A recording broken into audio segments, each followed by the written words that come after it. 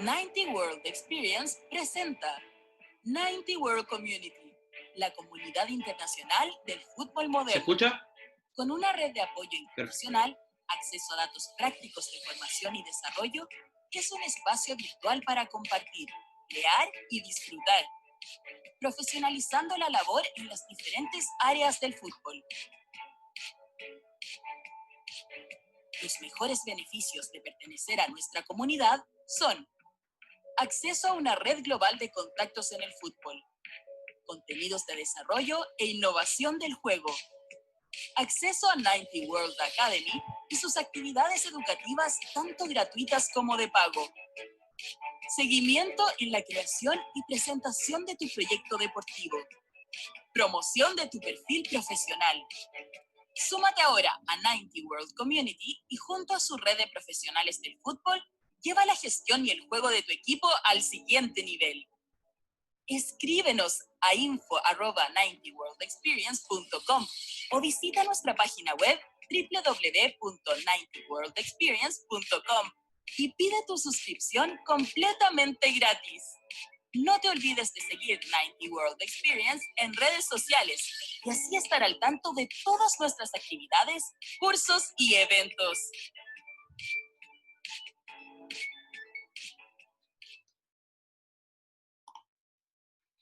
Perfecto. Eso era a modo de introducción lo que le quería compartir. Creo que ya podemos dar inicio. Profe, ¿todo ok? ¿Sí? Vale. Vale, entonces. Vamos allá. Bueno, primero que todo, presentarme. Sé que hay bastantes caras nuevas hoy en la sesión, así que creo que vale la pena hacer la presentación. Bueno, hay varios también que vienen repitiendo desde hace tiempo, que nos vienen acompañando, así que para ellos no va esta parte. Perdón. Ahí va. Bueno, mi nombre es Alejandro Fuentes, soy entrenador de fútbol, vivo en Barcelona, soy chileno, pero vivo en Barcelona, en España, hace poco más de un año. Y bueno, soy el impulsor, uno de los principales impulsores, no trabajo solo, pero uno de los principales impulsores de este proyecto nuevo que se llama 90 World Experience, ¿sí? Y que tiene que ver un poco con el video que le acabo de mostrar, que es una parte, que es la comunidad, ¿vale? La parte de academia, que es justamente la otra, que todavía no la he presentado, tiene que ver con esto, con generar instancias de formación, ¿sí? Instancias que puedan colaborar en la formación profesional de cada uno de ustedes, mía también, por supuesto, y bueno, tratar de unir e intentar usar la tecnología a nuestro favor, ¿sí? Utilizando esto como una oportunidad, todo esto que está pasando, lamentable, y poder unir, generar esto justamente donde gente de todos los países pueda participar y al mismo tiempo poder recibir información que muchas veces se maneja a nivel de profesional, a nivel del alto, digamos, de la alta competencia, y que por mucho tiempo ha estado ahí y no la hemos podido ver, ¿cierto? ¿Dónde radica este proyecto? En gran parte en mi necesidad, que como primero profesor de educación física en Chile, intenté buscar formarme en fútbol y finalmente tuve que venir a Europa porque en Sudamérica todavía no está tan desarrollado. Entonces encontré esta necesidad en mí y la quise poner en práctica para que el resto pueda vivirlo de otra forma. Dentro de eso también buscamos un poco acercarnos al fútbol profesional o al fútbol de elite, como se dice, y que mucha gente de la que trabaja ahí, como el profe Luis Quintero, pueda compartir lo que hace. Y a partir de ahí nosotros generar nuestra propia opinión, tomar cosas que nos gustan y las que no. Hay gente que no quiere compartir, por supuesto que sí, en todos lados, pero finalmente nos quedamos con los que sí quieren. Y por eso que justamente hoy estamos acá con el profe Luis Quintero, que cuando le hice la invitación a participar con nosotros, accedió inmediatamente, no puso ningún pero. Y bueno, nada, solamente presentarlo. Él es, seguramente hay muchos de Venezuela acá, hay muchos de Colombia que lo tienen más familiarizado incluso. Y bueno, él me comentaba que ha trabajado en un par de clubes profesionales de Venezuela, ha tenido la oportunidad de vivir varias experiencias internacionales con el Club Zulia Fútbol Club, con el Mineros de Guayana, con el Club Deportivo Táchira, donde es actualmente el preparador físico. Y bueno, el tema que nos convoca hoy tiene que ver con justamente eso, con la forma en que él dio trato y sigue dando a la competencia internacional, de cómo él planteó preparar los equipos para que pudieran competir, de una liga que se decía que era de menor calidad que el resto de Sudamérica, que se decía, porque ya no, porque la liga venezolana cada día viene equiparándose más con todo el resto. Sudamérica está muy parejo hoy en día. Seguramente hay 2 o 3 equipos que sacan ventaja de Brasil y Argentina, el resto viene muy, muy parejo. Y bueno, dentro de ese proceso de cambio, el profe seguramente aportó muchas cosas a la competencia, a subir el nivel de trabajos, y es justamente lo que nos va a compartir hoy, ¿vale? Así que, profe, le doy la palabra, yo no quiero hablar más, quiero escucharlo, así que todo suyo. Hola, sí, buenas tardes para todos. Quiero saber, Alejandro, si me escuchas, ¿todo bien? ¿Se Para escucha? Sí. empezar a hablar. Perfecto, voy a compartir, si me dejas compartir pantalla Vale. para poder... bueno, un saludo a todos mientras Alejandro me deja compartir pantalla. Veo muchas caras conocidas y bueno, agradecerles primero que nada por tomarse el tiempo de escucharme y voy a hacer algo que escuché a muchos profesores y muchos entrenadores decir, como voy a abrir el librito, o bueno, voy a abrir mi libro personal que es bastante importante, son experiencias bastante buenas en el cual hemos podido desarrollarnos y hemos podido aprender muchas cosas sobre el camino y bueno, hoy no sé si su comparte pantalla está bien, ya está bien compartida.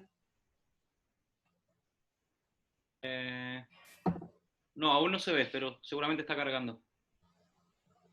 A ver. Sí, está cargando ahí. Bueno, alguna experiencia, como Alejandro me decía, no sé si la tenemos ahí. No, todavía no se ve. Todavía no sé, perfecto, ya déjame buscar aquí, ya la vamos ahí Ahí va. compartiendo. ¿Ya Ahora está? está cargando, sí. Todavía no se ve completa, Perfecto. pero va. Perfecto, avísame para ver cómo vamos ahí, Alejandro. Ya. Ahí sí está cargando. Parece que puede ser mi internet. Perfecto.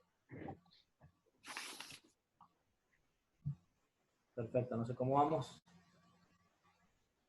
¿Quieres probar otra vez? Quizás sacarle y ponerla otra vez, porque a veces Zoom hace esa mala jugada. Perfecto, perfecto. Déjame buscar otra vez.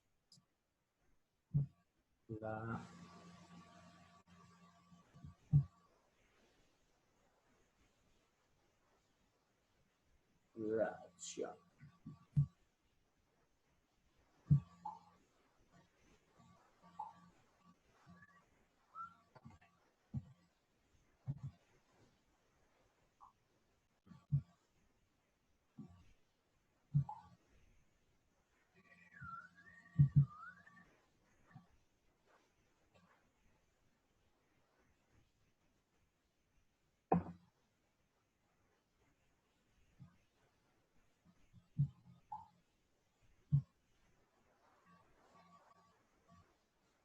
Ahí vamos.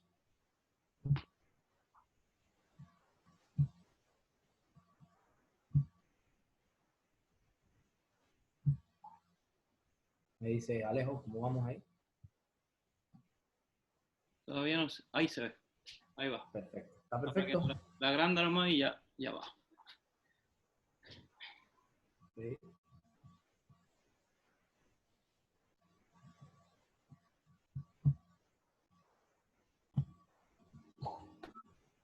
¿Está? Ahí va, sí. Listo, bueno, perfecto. Como le decía, agradecido primeramente con todo lo que se toman el tiempo.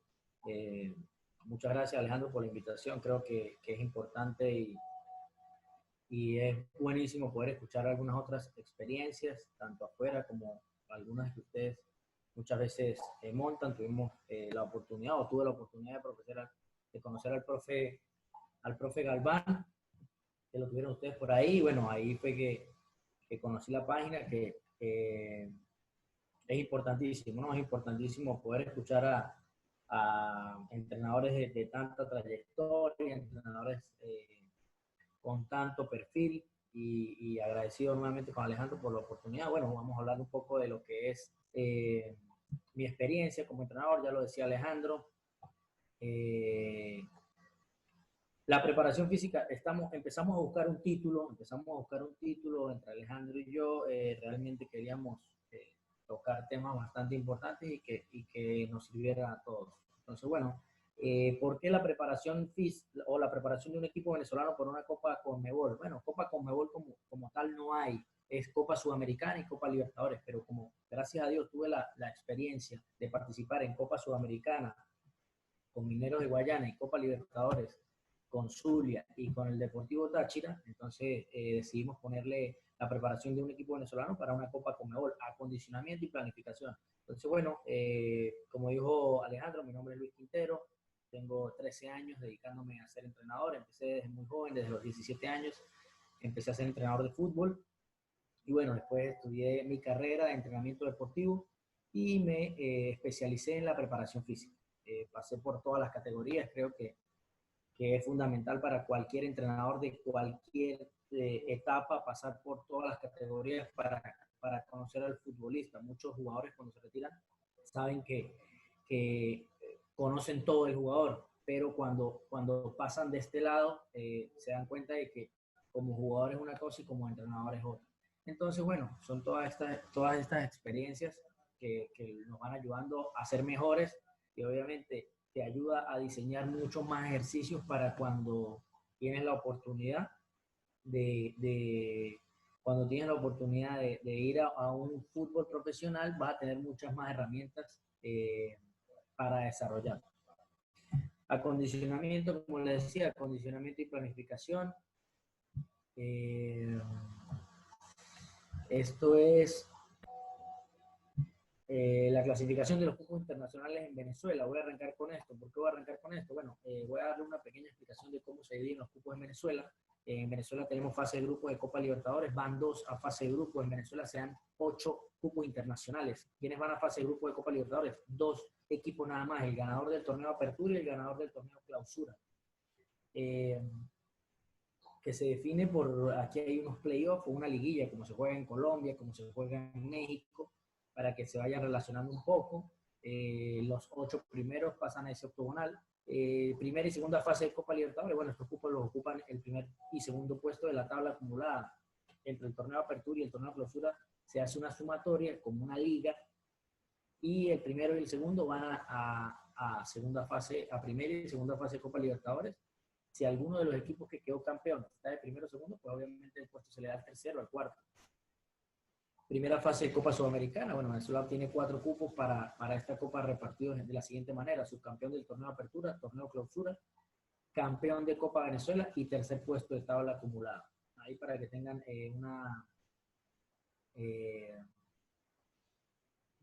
un detalle de cómo se reparten los puestos en copas internacionales para Venezuela. Equipos en los que participé en Copas Conmebol, bueno, tenemos Zulia Fútbol Club. Yo creo que aquí fue una de las etapas más importantes de mi carrera porque salí del Deportivo Táchira como segundo asistente y luego fui al Zulia Fútbol Club. El director técnico del Deportivo Táchira en 2014 era el profesor Daniel Farías, tu hermano César Farías, hoy director técnico de la selección de Bolivia, compró el equipo de Zulia y bueno, ahí pasé de ser el segundo preparador físico en el Deportivo Táchira a ser el primer preparador físico y principal en el Zulia Fútbol Club, un equipo en el cual pudimos salvar el descenso en el primer torneo. Luego en el torneo de ecuación nos hicimos un poco más competitivos y al año siguiente, en el año 2017, pudimos salir campeones de Copa Venezuela y de torneo Clausura, como lo dice aquí. Con este equipo logramos el bicampeonato, quedamos campeones de Copa Venezuela y campeones del torneo Clausura 2016. En ese torneo se jugaron un total de 37 partidos.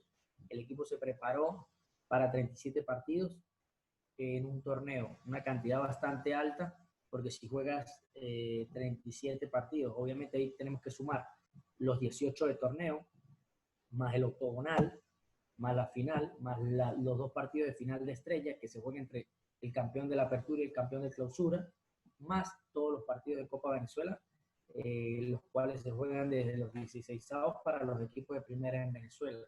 Luego pasamos a Mineros de Guayana, donde el segundo semestre con el equipo logramos ser campeones de la Copa Venezuela 2017 y subcampeones del torneo clausura del mismo año. Yo llegué a Minero de Guayana a mediados del 2017, donde ese torneo participamos en el torneo clausura, quedamos campeones de Copa Venezuela y subcampeones del torneo, dándonos así una plaza para la Sudamericana del año 2018. Y luego, en marzo del 2019, empecé a trabajar con el Deportivo Táchira, donde salimos campeones del torneo clausura del año 2019, que nos dio el cupo salimos subcampeones del torneo clausura, que nos dio el cupo a Prelibertadores del año 2020. Bueno, que es la que se pudo, la que no se ha terminado todavía, apenas se está reprogramando. Vamos a Zulia Fútbol Club. Como les decía, el equipo se preparó para 37 partidos correspondientes al torneo venezolano, más los partidos de Copa Libertadores que fueron el siguiente año. El equipo siempre se tiene que preparar para esta cantidad de partidos. ¿Por qué?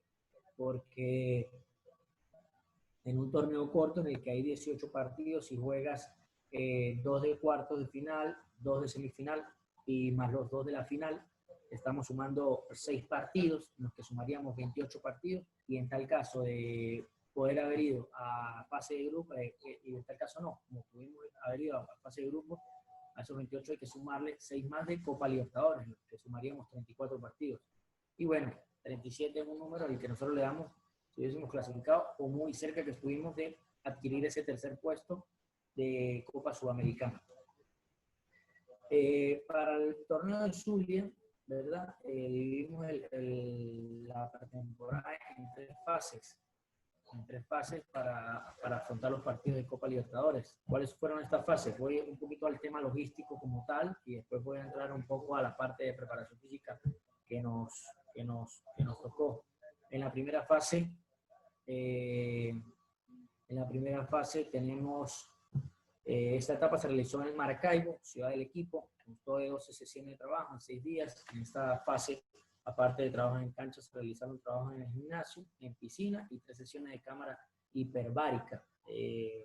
Cabe destacar que en el grupo, en la fase de grupo, nos enfrentábamos a Chapecoense y teníamos que ir a una ciudad como Chapecó, que es un poco alta, no tanto, pero sí es una ciudad con altura. Fuimos a jugar con Nacional de Uruguay y fuimos a jugar con Lanús de Argentina, que este año terminó siendo subcampeón de la Copa, y contra Gremio. Esa fue la primera fase. La primera fase se realizó en Maracaibo, ciudad donde trabajamos. La segunda fase pudimos realizarla en Argentina. Para este segundo periodo, el equipo viajó a Argentina buscando realizar la mayor cantidad de partidos amistosos para tomar ritmo internacional. Esta fase se llevó a cabo durante 13 días con un total de 26 sesiones de trabajo. ¿Qué se hizo en Argentina? ¿Por qué es tan importante? ¿O cómo se debería preparar un equipo venezolano para afrontar una Copa Internacional tan importante? Lo más importante para este fútbol y lo que le ha dado muchos resultados a muchos equipos venezolanos es salir a hacer pretemporada afuera. ¿Por qué? Porque el ritmo de competencia que hay internacionalmente no lo hay en Venezuela, por muchas características del fútbol en Venezuela, tanto de clima como de canchas, y asimismo, ¿me escucha bien, Alejandro? Sí, sigo porque creo que estoy congelado. Bueno, perfecto.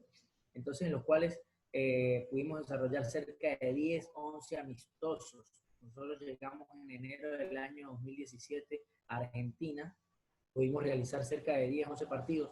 No jugamos ningún partido con ningún equipo de primera, pero pudimos jugar con Ferro, que es un equipo de la B Nacional. Pudimos jugar con Villalmi, que es un equipo de la B Nacional. Jugamos contra un equipo de primera en Argentina, de un equipo de Ecuador. Fue el único rival de primera división que pudimos enfrentar, pero no era argentino, pero también se encontraban en la Argentina realizando lo que es el tema de pretemporada.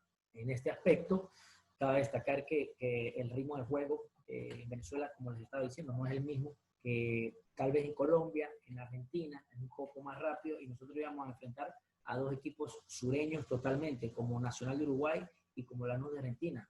Aparte un equipo brasilero como Chapecoense, que lastimosamente había sufrido la época del accidente. Nosotros fuimos el primer partido internacional de Chapecoense post accidente, y fue un equipo que contó con muchos refuerzos, ya que muchos de sus jugadores murieron en el accidente. Contaron con muchos refuerzos de muchos equipos que le pudieron prestar jugadores. Fue un equipo que se armó muy bien para la Copa.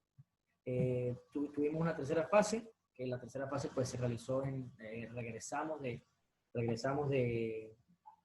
regresamos de Maracaibo para afrontar la última fase, que fue la última etapa, pre al torneo, y obviamente nosotros arrancábamos la Copa, la fase de grupos, el 6 de marzo del año 2017. Teníamos todavía un mes para seguir poniendo a tono, pero habíamos hecho muchos partidos amistosos, que era lo que quería el profe, poder encontrar ese ritmo futbolístico. ¿Cómo vivía la pretemporada un equipo venezolano? Bueno, cabe destacar que en muchos de estos módulos que hemos visto, esto lo hacíamos nosotros en el año 2017, lo hacía yo como preparador físico, lo planteamos nosotros en la preparación, siempre los trabajos de arena, ¿sí? Como pueden ver, arrancamos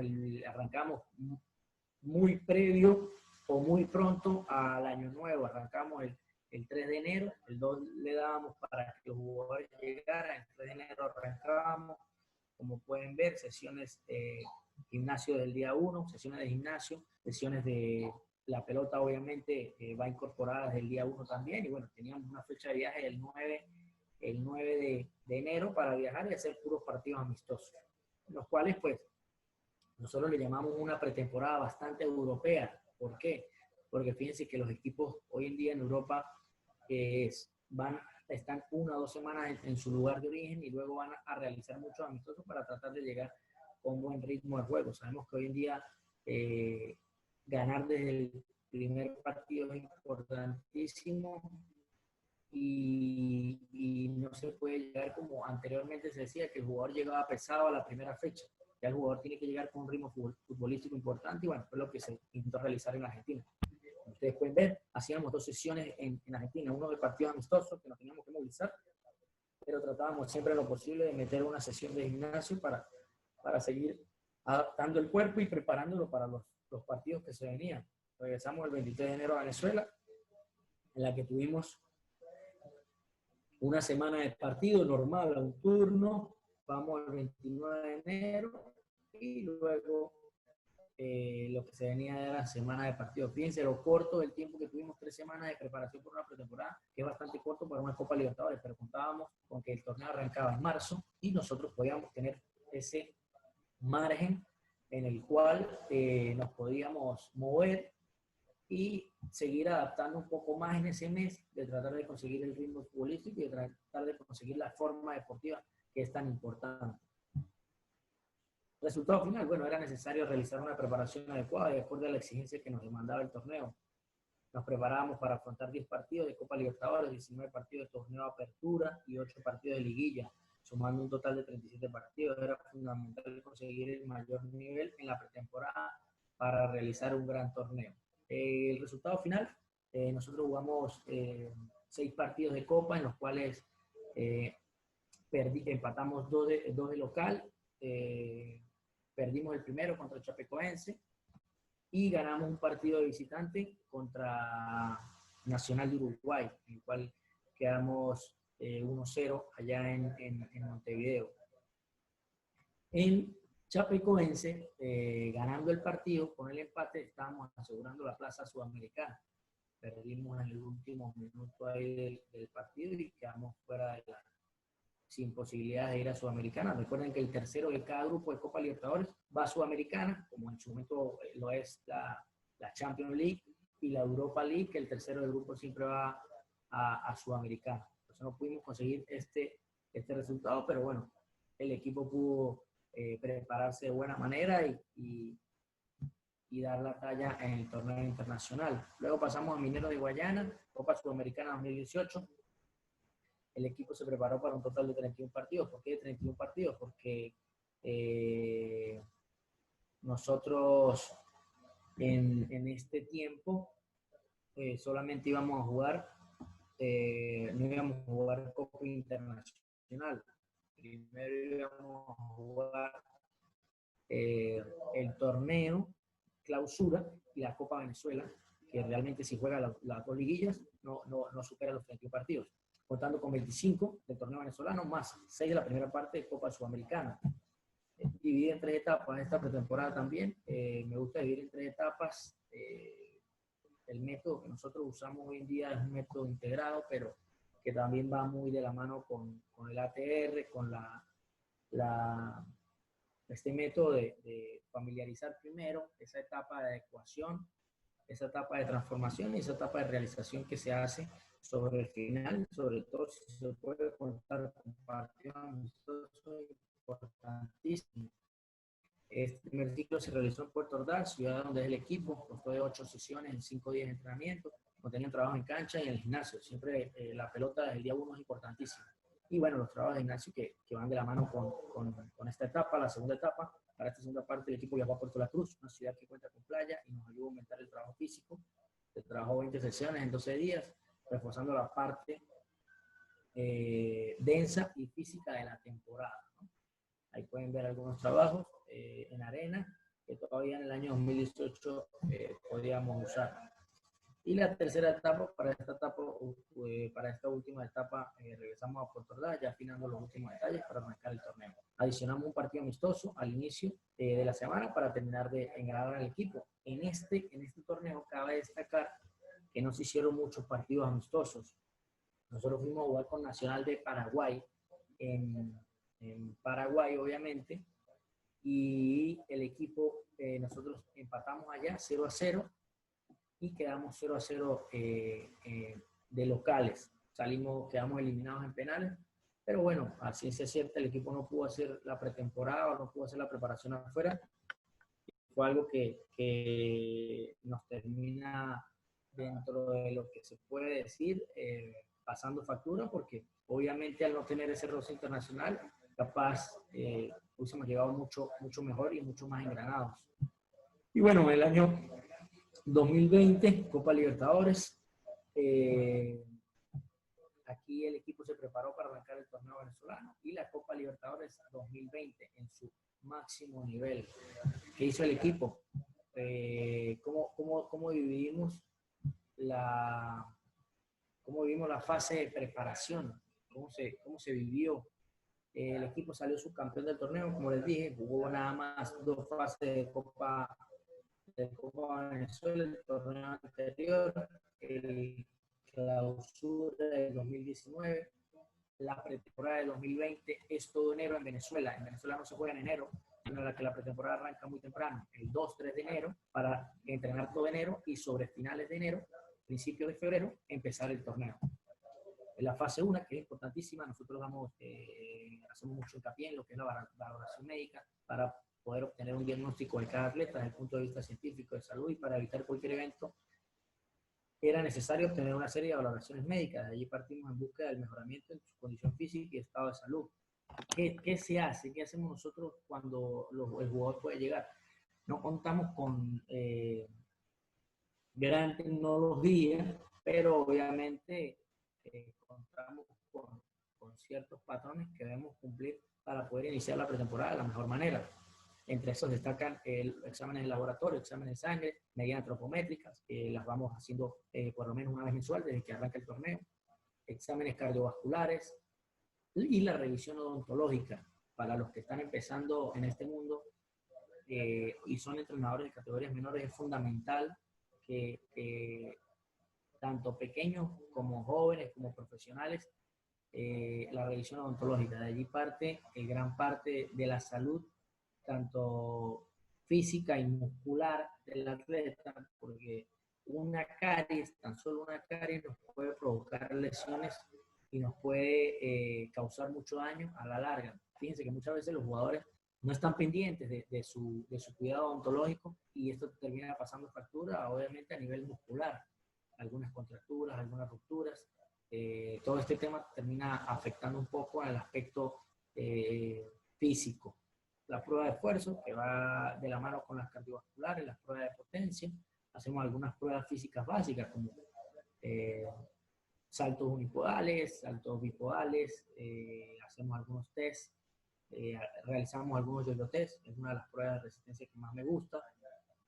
De psicológico, obviamente con lo psicológico, la batería de pruebas, como les estaba comentando. Esta fase tuvo una duración de 5 días en las que el jugador llega y mientras vamos trabajando, pues vamos realizando distintas medidas, aprovechar al máximo estos días. Los jugadores por lo general en enero vienen de un parón de diciembre, que no es lo mismo diciembre que la para a mitad de año, porque obviamente a mitad de año el jugador no se relaja tanto, pero en diciembre pues están las fiestas, el jugador puede desordenarse un poco más, tanto con la comida, con la alimentación, y bueno, llegan en una etapa bastante cruda a la pretemporada, porque obviamente muchos se van de vacaciones y no en Venezuela el jugador no llega tan bien el primer día de pretemporada.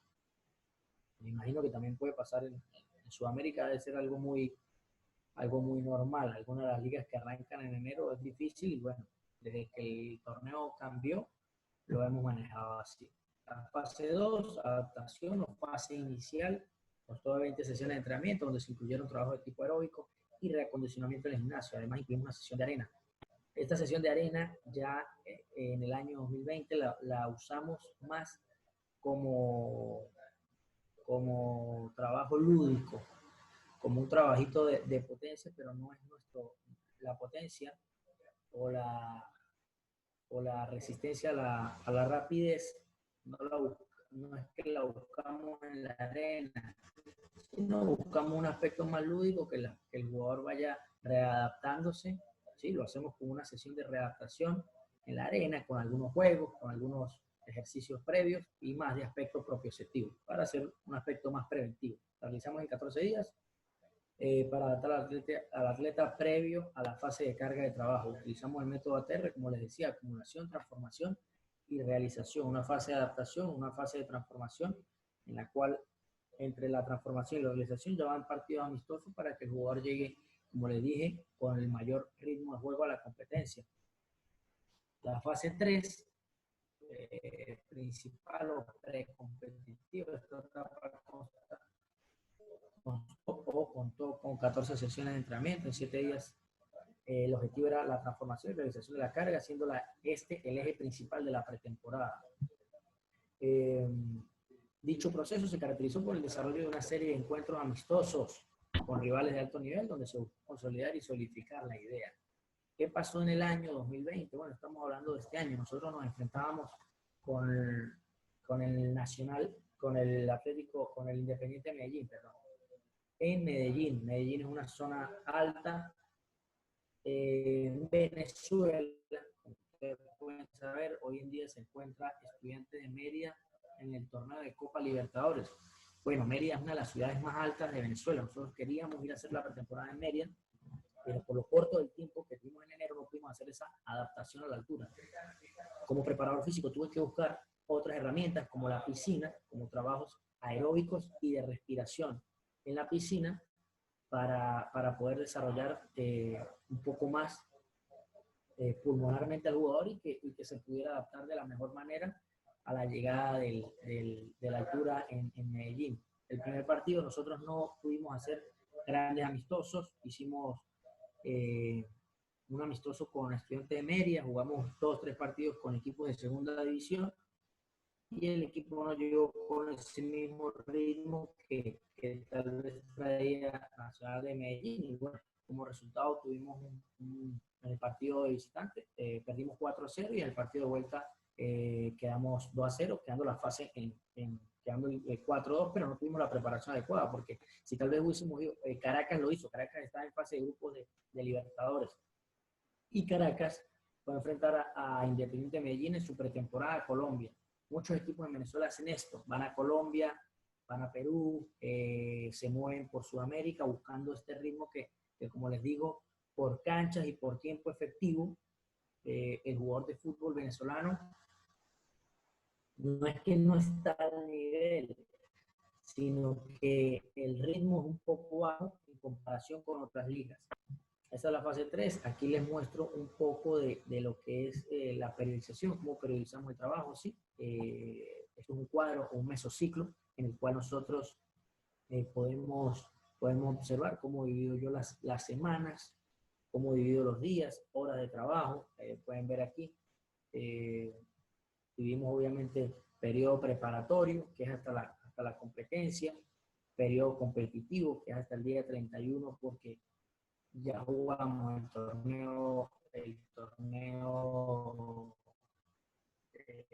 venezolano, la etapa, pues estamos en una etapa general, después fíjense que a partir del 20 empezamos ya una etapa específica, absolutamente, fíjense como el porcentaje general era 70%, y en la técnica y la táctica la primera semana teníamos un 30% de técnica y táctica. A medida que iban pasando las semanas teníamos un 50% de trabajo general, 30% de trabajo general, 15% de trabajo general, el trabajo especial iba a estar ahí siempre 10, 20, 25, y el porcentaje de técnico-táctica iba sumando. 30% la primera semana, 40% la segunda, 50% la tercera semana, 60% de trabajo táctico y 70 por 30, 70 la última semana, que estamos hablando del día 26. Ya nos quedaban prácticamente 8 días para el torneo internacional, que era la fecha tope. Nosotros jugábamos el 31, pudimos jugar el primer partido del torneo, pero nuestra fecha era el 3 de febrero, que era el día que jugábamos el torneo internacional.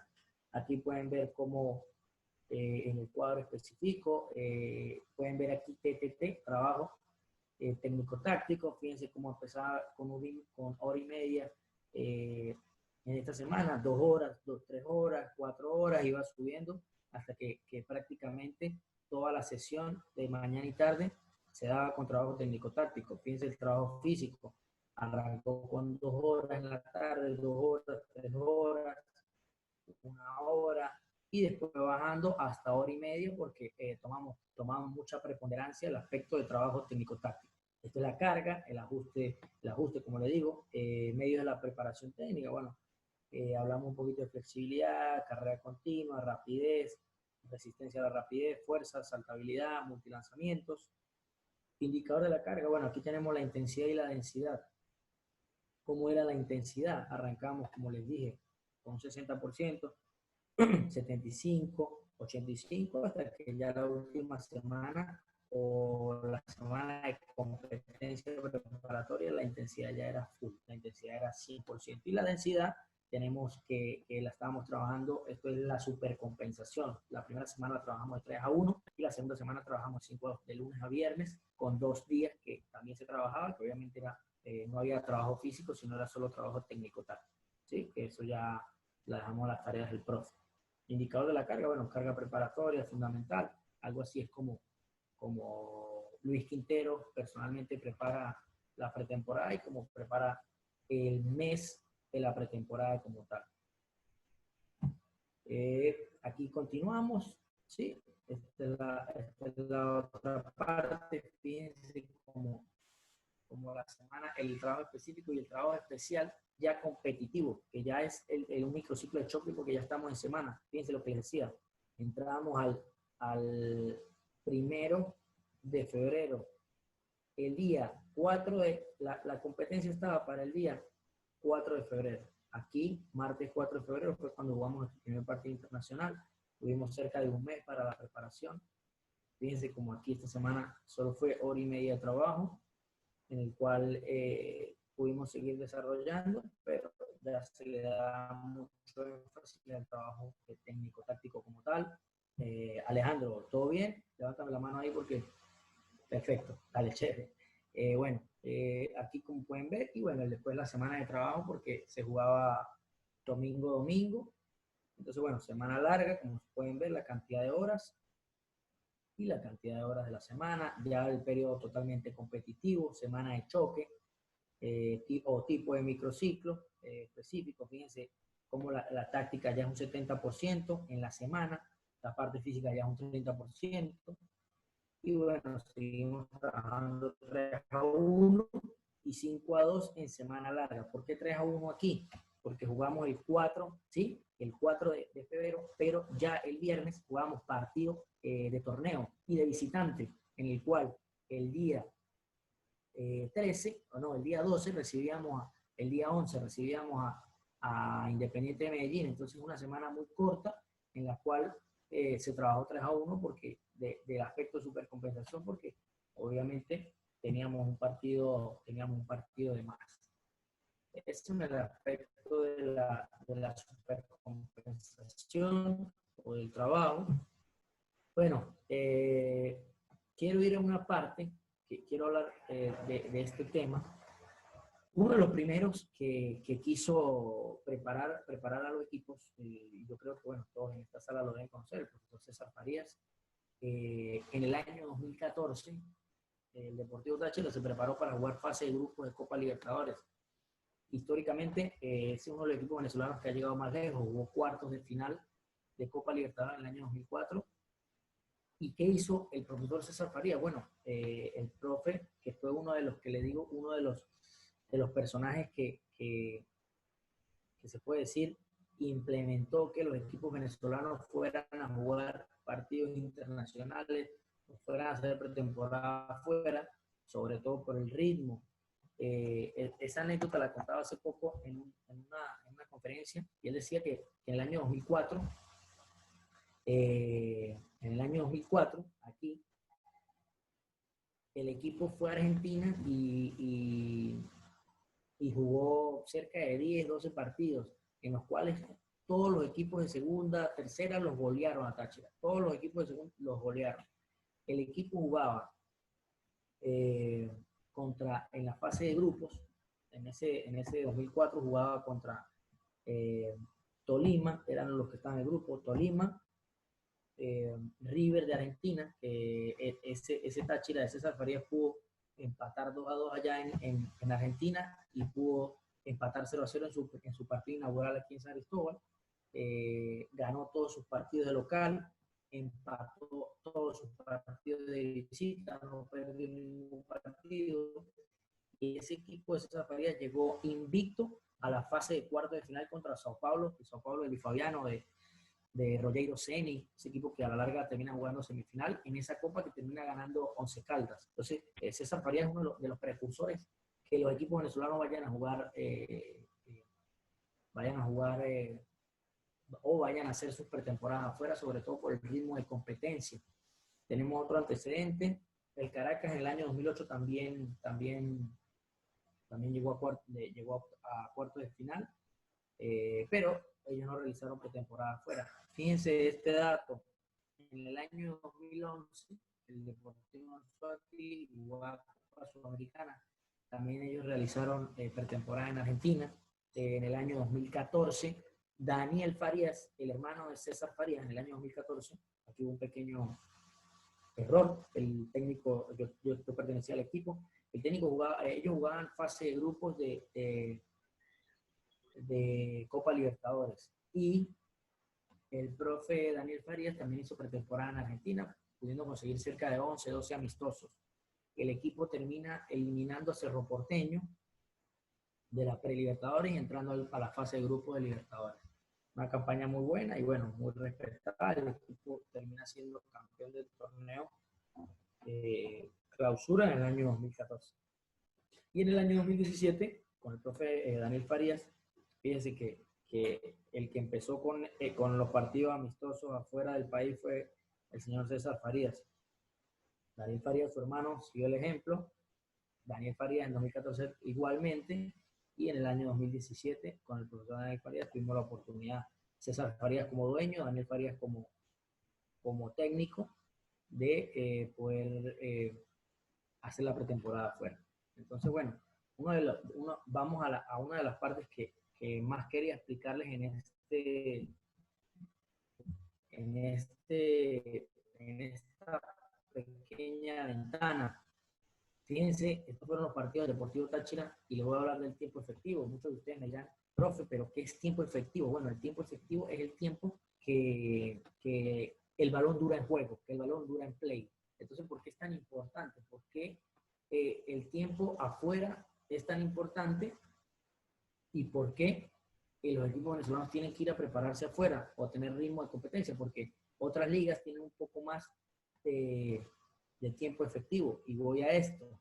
Les voy a dar el ejemplo. Primero el ejemplo de Venezuela. Fíjense, el primer partido del torneo se jugaron 42 minutos. Sí, de 90 minutos solamente se jugaron 42 minutos. Eso no pasa a ritmo internacional. Después fuimos a jugar, este fue el primer partido del torneo, después fuimos a jugar a Medellín. Fíjense, me dice, ¿todo bien? Avísame para... Se había cortado un poco, pero ahora volvió. Perfecto, bueno, perfecto. Bueno, otro de los partidos contra Medellín, fíjense la diferencia. Fíjense la diferencia de un partido en Pueblo Nuevo, el primer tiempo de 23 minutos, el segundo, estamos hablando de que 45 minutos se jugaron solo 23 minutos, y el segundo tiempo de 19 se jugaron, de 45 se jugaron solo 19 minutos en la sumatoria, de 90 solo se jugaron 42-43. Fíjense la diferencia cuando fuimos a Medellín, Atanasio Girardot, cancha espectacular, el primer tiempo se jugaron 28 minutos, y el segundo tiempo se jugaron 23, ¿sí? Y la vuelta en Pueblo Nuevo fue muy buena también, pero porque un equipo internacional, obviamente una copa internacional, los equipos se preparan para eso. Estamos hablando de que el primer partido se jugaron casi 52, 53 minutos, ¿sí? Ahí te marca la diferencia. El segundo partido en Venezuela se jugaron 45 minutos. En total, 1 hora 38 de juego, pero ¿a qué voy con este ejemplo? De que a ritmo internacional, el ritmo internacional es diferente. Y César Farías siempre decía que el jugador de fútbol venezolano estaba preparado para jugar 60 minutos. Por eso muchas veces, y anteriormente en las copas internacionales, veíamos que los equipos venezolanos perdían siempre sobre el final, porque no llegaban con las suficientes piernas, o no llegaban con el suficiente físico para afrontar esos partidos sobre el final del torneo. Eso ha cambiado mucho y por eso el torneo venezolano hoy ha mejorado, sobre todo en ritmo internacional. Fíjense, el segundo partido contra Aragua, una cancha difícil, un clima, una temperatura demasiado alta. Fíjense lo que se jugó 38 minutos. Estamos hablando de que en 90 minutos solo se pudieron jugar 38 minutos. Y fíjense la diferencia, por eso quise colocar el estadio de Pueblo Nuevo, que es donde juega el Deportivo Táchira de Fondo, porque es una cancha de las mejores del país, donde se juega a las 4 o 5 de la tarde y la temperatura no está por encima de los 25 grados. Entonces, un clima bueno, una cancha buena. En Pueblo Nuevo siempre se hacen buenos tiempos, mejor que en cualquier cancha. Estamos hablando de 48 minutos, de local contra Zamora, 43 minutos. Y de visitante contra Lara, que también es una cancha buena, se lograron conseguir 47 minutos. Pero fíjense la diferencia cuando vamos a una cancha, 38 minutos, obviamente a veces el rival juega en largo, hace tiempo, y todo eso pues va disminuyendo el tiempo de juego como tal. Entonces, bueno, así yo quería dar el ejemplo de cómo más o menos un equipo venezolano se prepara para una Copa Internacional, cómo debe hacer o qué es lo que debería hacer.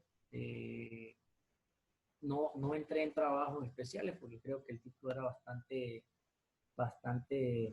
bastante amplio y bueno, quería que tomar en cuenta varias referencias de varios equipos que lo han hecho, de cómo les ha ido a los equipos venezolanos afuera y cuál es más o menos el secreto para conseguir los resultados. Y bueno, fíjense estos tiempos efectivos que son importantísimos en el fútbol mundial. En Europa encontramos tiempos sobre los 60 minutos, en el mundial sobre los 55, 60 minutos. Claro que son torneos prácticamente top mundial, pero bueno, necesitamos ir apuntando hacia eso para seguir mejorando lo que es el fútbol venezolano y para seguir teniendo competencia. También hay una característica especial de que en Venezuela, aparte de que no están las mejores infraestructuras o las mejores canchas por deterioro, también cabe destacar que los que los recursos que tienen muchos equipos, nosotros jugamos contra Independiente de Medellín y la nómina de Independiente de Medellín es, se puede decir que es 10 veces más costosa que la del Deportivo Táchira. Entonces, bueno, también hay que luchar contra eso, pero bueno, seguimos preparándonos y tratando de hacer esa mecha mucho más corta. Muchas gracias a todos. Espero no haberlos aburrido y bueno, les abrí un poco el libro de lo que podemos hacer aquí, cómo los equipos venezolanos se pueden preparar. Los invito a que me sigan en mis redes, en Twitter, en Instagram y bueno, en mi canal de YouTube siempre estamos por ahí. Alejandro, estoy atento a las preguntas y bueno, muchas gracias. Bueno, primero que todo agradecerle, muy claro, muy completo lo que abordaba el tema era eso justamente y creo que se expresó de la mejor forma posible. Después podemos entrar en discusiones como existen en todos lados dentro del fútbol, ¿no? Que hay un método que le gusta más a uno, otro método que le gusta más a otro, pero claramente donde está la clave es de tener el propio primero y después para empezar a mejorarlo, es lo que creo yo, ¿no? Así que, bueno, ya eso lo valida, obviamente, está en un club de primera división, un club, a mi parecer, de equipo grande, así que por ahí ya se puede seguir mejorando. Un par de preguntas, yo tengo un par también que pude tomar de su presentación, a ver si vamos tomando ahí un poco de conversación. Bueno, hablaba un poco en el principio y me llamó la atención algo muy puntual que tenía que ver con en la pretemporada que mostró, no tenía días libres, vi que había un día libre, ¿no? Sí. Sí, bueno, Alejandro, perdón. Nosotros por lo general hacemos una planificación. Recuerden que dentro de los principios de la planificación del entrenamiento deportivo, la planificación debe ser flexible. Nosotros hacemos una planificación en la que mostramos, pero obviamente cuando entramos en esa etapa densa de la pretemporada con dobles turnos, el preparador físico debe tener mucho ojo y debe tener mucho tacto. Estas cosas tal vez no la dicen los libros, pero cuando tú estás en el día a día de la pretemporada te das cuenta de que por ahí los jugadores están muy cansados y tal vez para un día que tienes un trabajo físico extenso o tienes una carga alta con trineos, ves al jugador muy cansado que ni siquiera puede dar un pase y me ha pasado, Alejandro, muchas veces agarro y le digo al profe o al director técnico, en su momento le digo, profe, yo creo que vamos a hacer un fútbol tenis. Vamos a hacer, el mejor preparador físico que hay es la observación, es el ojo y el tacto que tú puedas tener con los jugadores. Entonces, esto es importantísimo porque no puedes decir, no puedes ser un dictador, no puedes decir, no, lo planificado es esto y si no se hace esto, no. Obviamente debe ser muy flexible y debe ser una observación. Yo, gracias a Dios, no he repetido ninguna pretemporada, ninguna, porque siempre le voy añadiendo cosas y le voy quitando cosas. Y tú me dices, hoy en día, Luis, tú metes una arena de entrenamiento y yo te digo, no, hoy no la meto, pero en algún momento la hacía y le trataba de sacar el mayor provecho y el mayor gusto. ¿Cómo les explicaba? ¿Cómo la aprovecho hoy? Bueno, trato de hacerlo más de aspecto preventivo, propioceptivo, llevar a los jugadores a sacarlo un poco del aspecto del gimnasio, de la cancha, algo más lúdico, un 5 contra 5 en arena para que el jugador se divierta, pero no lo hago como trabajo totalmente principal, sino algo más lúdico para sacar al jugador. Muchos equipos en México, por ejemplo, se van a Cancún, a las playas y lo hacen mucho más metódico, sin necesidad de hacer saltos en la arena y nada. Por ahí llevan las pesas a la playa y el jugador se distrae, ve un poco de colágeno por ahí en la playa, se moja los pies un poquito, termina el entrenamiento y se queda por ahí. Entonces también tienes que jugar mucho con la psicología del jugador y saber llegarle, pero tener mucha observación, porque muchas veces tú plasmas en el papel lo que tienes en mente, pero cuando vas al día a día te das cuenta de que el trabajo estuvo muy pesado, de que el trabajo fue muy exigente, o simplemente de que los tipos se exigieron al 100%, lo hicieron muy bien. Y por ahí viene una fase de supercompensación. ¿Qué te puedo decir? Los domingos, por lo general en Venezuela, los domingos de pretemporada, trabajamos a un solo turno. Pero si la semana fue buena, por ahí damos el domingo libre y volvemos otra vez el lunes. Entonces damos un tiempo de descanso que a mí como preparador físico me encanta porque el jugador no solamente de supercompensación física, sino de supercompensación mental, que no vea al profe, que el profe no esté ahí encima de él todo el día y que también se desintoxique un poco del ambiente de los compañeros, también es muy bueno y cae muy bien en la pretemporada. Claro, justamente, completamente de acuerdo con el tema de las observaciones, fundamental, o sea, está clarísimo que hay que considerarlo. Y bueno, hay mucha gente que cree que, por ejemplo, hay un ejemplo muy claro, que es cuando un equipo pierde y ya arrastra una racha de perder 4 o 5 partidos, la gente que está afuera cree que al jugador hay que apretarlo más para que vuelva a ganar. Y muchas veces es el efecto inverso. Conviene más dar 2 días libres, que relaje, que cambie un poco el chip y después empezamos a trabajar de vuelta. Entonces, esas son cosas que se pueden Sí, observar bueno, solamente estando ahí, no opinando desde afuera, justamente. claro. Bueno, Alejandro, siempre uno puede escuchar, y a mí me gusta escuchar mucho a los jugadores. He tenido jugadores que han estado en Europa, en España, en Grecia, y uno de ellos me decía que tuvo un técnico uruguayo en el cual él, la semana que ganaba, apretaba a sus jugadores, no dejaba que se relajaran. Pero la semana que perdían, el tipo desaparecía, ni los molestaba, solo iba a los tácticos y no los presionaba. Entonces, bueno, sabemos que dentro del fútbol, y lo que te decía, el poder entrenar, así hayas jugado en la élite de fútbol profesional, es necesario que arranques de abajo. Mucha gente, pongo el ejemplo de Guardiola fuera de la preparación que hizo, o Zidane fuera de la preparación que ellos pudieron hacer, empezaron abajo, empezaron en las filiales, no agarraron un equipo primero, porque es fundamental conocer todos estos procesos. Cuando preparas un equipo físicamente de 15 años, una sub-15, una sub-17, una sub-19, ya por ahí vas entendiendo muchas cosas de la pretemporada. Y cuando estás en el fútbol profesional, cuando un jugador grande que trabaja, que sabe que el trabajo le va a servir, se te acerca y te dice que está cansado, es porque está cansado. Por ahí tenemos muchos cuestionarios wellness en los cuales se mide la carga interna del jugador. Entonces, ¿cómo haces tú? Yo terminé un trabajo la semana pasada en la pretemporada. Entonces yo le decía, dime del 1 al 10, ¿qué tan cansado estás? Entonces, uno me dijo algo que me llamó la atención. Me dijo, profe, de aire estoy un 3, o sea, casi nada cansado. Pero de piernas estoy 7. Entonces, el jugador te tira datos que tú tienes que saber cómo plasmarlos y cómo llevarlos a cabo.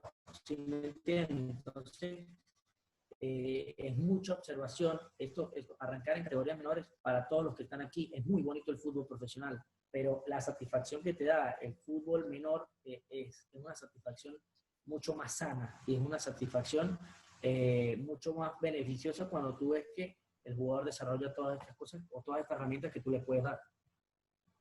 Claro, claro, claro.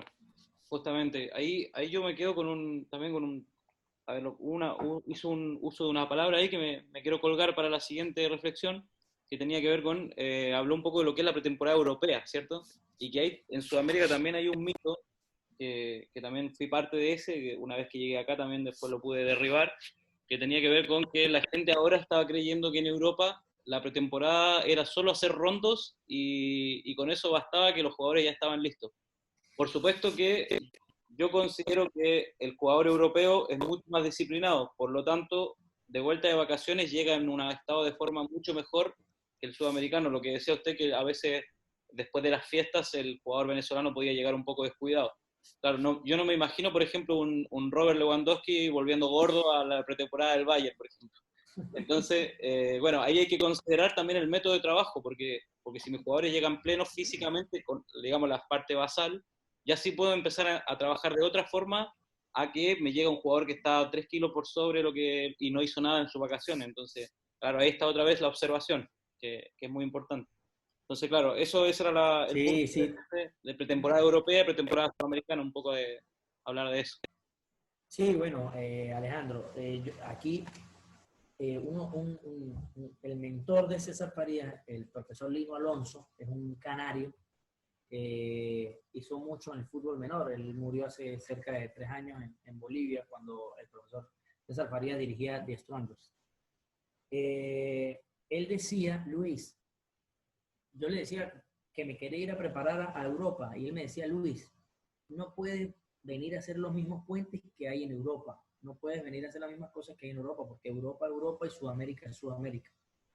Entonces, por eso le decía que hay muchos jugadores como el chileno, tal vez uno también ha escuchado que el chileno, el peruano, el ecuatoriano por ahí un poco más de cuidado en su parte. Nosotros hoy en día vemos como en la cuarentena algo que no sé cómo lo vieron todas estas personas.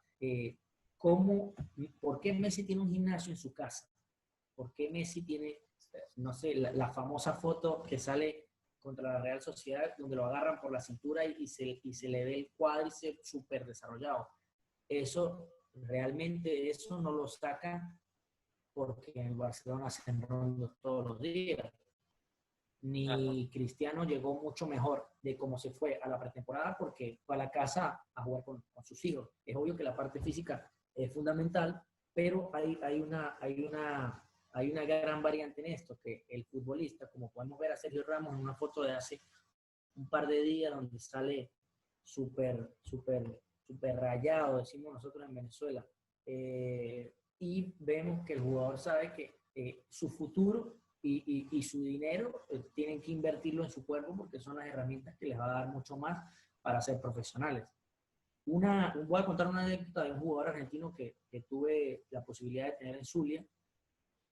Él me decía, Luis, yo fui a Argentina con 18 años, salí de la cantera de Boca, fue a Argentina con 18 años, no había ni jugado primera división. Y fue, entrenó, no jugó tanto, después se fue de vacaciones y luego llegó con 2-3 kilos de más allá en Turquía. Y le costó para volver a jugar, para volver a entrar a una convocatoria cerca de 2-3 meses, porque todos le pasaban por encima, porque no andaba bien, porque llegó con porcentaje de grasa alto.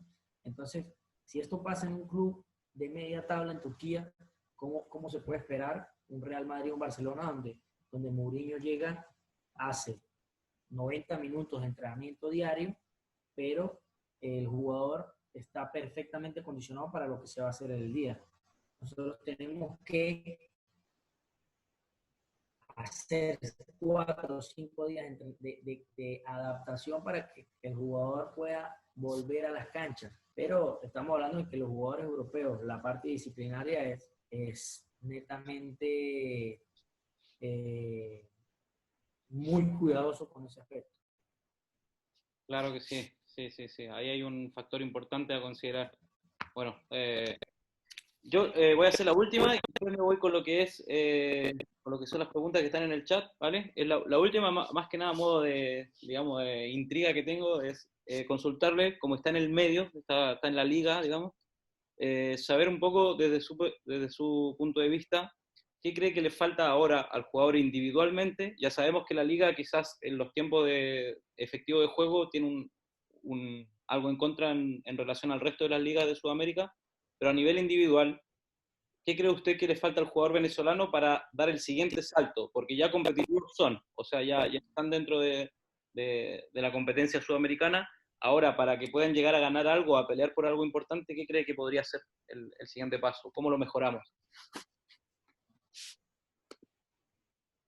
Sí, bueno, el fútbol venezolano en los últimos 10 años ha avanzado una barbaridad. En el año 2009 pudimos ir a una Copa Mundial de la mano del profesor César Farías. En el año 2014 quedamos subcampeones de un torneo sudamericano que antes era impensado y era prácticamente imposible. Y hemos clasificado a otra Copa Mundial Sub-20 en la que jugamos la final de un Mundial Sub-20, en la que te dice mucho porque jugamos con las potencias que jugamos y el equipo quedó eliminado por un resultado muy corto en una final del mundo que hace 10 años era impensado para un equipo venezolano, tan siquiera clasificar. Entonces yo creo que el fútbol venezolano ha avanzado bastante. El jugador, una de las cosas más positivas es que el jugador hoy en día, el jugador venezolano, es muy económico en otras ligas, es muy económico afuera. No sé si te acuerdas, Soteldo fue a Chile y fue a Chile por, no sé, 400.000, 500.000 dólares, que eso es prácticamente nada. Hoy es el 10 del Santos. O sea, que un jugador venezolano sea el 10 de un equipo tan históricamente posicionado como el Santos de Brasil, ya es un punto de partida.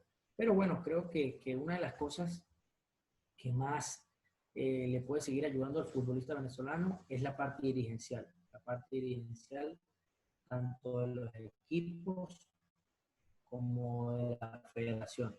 Allí está la clave para que el jugador termine de dar ese salto, que ya lo ha dado, pero que sigamos sacando jugadores a Europa. Fíjate, Yangel Herrera, año 97, una de las figuras del Granada, de ese Granada que acaba de subir de segunda y ya está peleando Europa League, está clasificado Europa League. Entonces, bueno, es de esos mundialistas del año 2017.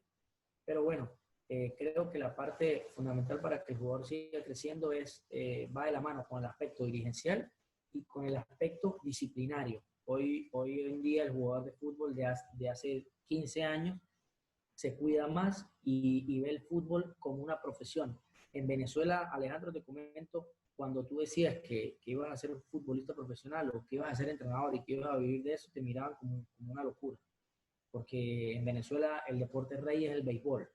Y bueno, el béisbol está mucho más arraigado a la cultura del país. Pero hoy en día el futbolista venezolano ha crecido mucho. Si se le dieran las herramientas en los aspectos de planificación, o como dicen por ahí, en Argentina los mejores entrenadores o los más pagos están abajo en las categorías menores. Creo que eso sería fundamental para darle ese plus al futbolista venezolano. Perfecto, profe. Perfecto. Muchas gracias por ahí, por el comentario. Ahí está bueno irse armando una opinión respecto a gente que está en el medio, que tiene una opinión más válida, digamos. Así que gracias. Aquí vamos con unas preguntas. El profesor Víctor Fuentes, que está por ahí, que es preparador físico también, ex Audax Italiano, actualmente por Barcelona haciendo estudios también de preparación física, ¿sí? Orientada al fútbol. Quiere hacer un par de preguntas respecto a lo que vio de su presentación, a ver si también armamos ahí un debate entretenido. Profe Víctor, ¿está por ahí? ¿Se escucha? Se escucha, sí. Perfecto. Bueno, buenas tardes. Felicitarlo por la presentación. Perfecto. Tengo un par de consultas de lo que vi. Según lo que vi en su periodización, habían días donde usted decía que había trabajo físico y trabajo técnico-táctico, pero la cantidad de horas, si uno sumaba del día, o no sé si lo interpreté mal, lo vi mal, pero más o menos daban como 7 horas por día, en algunos días de entrenamiento. ¿Eso a qué se refiere o fue una mala interpretación quizá de mi parte?